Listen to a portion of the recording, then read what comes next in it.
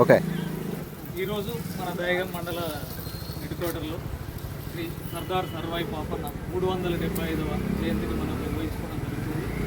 సర్దార్ పాపన్న గౌడ్ ప్రస్తుతము జనగామ జిల్లాలో ఉన్నటువంటి రఘునాథపల్లి మండలానికి చెందిన ఇలాసపూర్ అనే గ్రామంలో తాను 1605 ఆగస్టు 18న జన్మించడం జరిగింది. తాను వాళ్ళ నాన్న ధర్మన్న గౌడు, వాళ్ళమ్మ సర్వాయమ్మ దంపతులకు ఏకైక సంతానం. తను మొదటగా గౌడ వృత్తిని చేపట్టి చెట్లెక్కి జీవనం సాగిస్తూ ఉండేవాడు. అప్పుడు ఆ కాలంలో బహుమని సుల్తాన్ల కాలం నడుస్తుంది. వాళ్ళు తెలంగాణ ప్రాంతాన్ని వారు పరిపాలిస్తున్నారు. వాళ్ళు ఏంటంటే విపరీతమైనటువంటి శిస్తు వసూలు చేసేవాళ్ళు, అటు అరాచకాలు చేసేవాళ్ళు. వాళ్ళు మండవకచ్చి కలుదాయి కూడా డబ్బులు ఇవ్వకుండా వెళ్ళిపోయేవారు.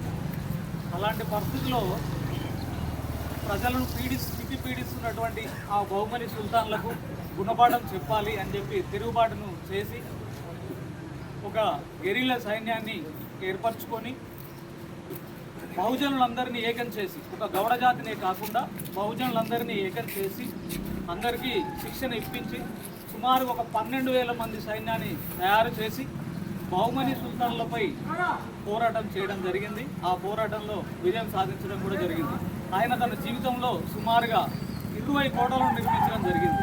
కిలాసాపూర్ని రాజధానిగా చేసుకొని తన యొక్క రాజ్యాన్ని నడిపించి ప్రజలకు సుఖశాంతులను, సరైనటువంటి పరిపాలనను అందించాడు.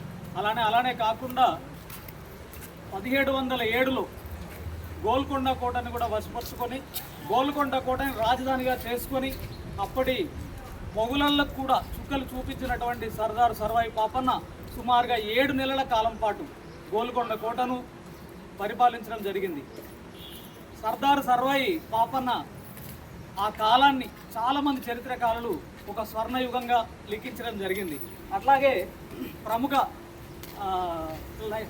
లండన్లో ఉన్నటువంటి కేంబ్రిడ్జ్ విశ్వవిద్యాలయంలో కూడా సర్దార్ పాపన్న గౌడ్ యొక్క విగ్రహాన్ని ఇప్పటికీ కూడా చరిత్రలో నిలిచిపోయే రకంగా నిర్మించి ఇప్పటికి కూడా తన కీర్తిని దేశ విదేశాలకు కూడా విస్తరించడం జరిగింది.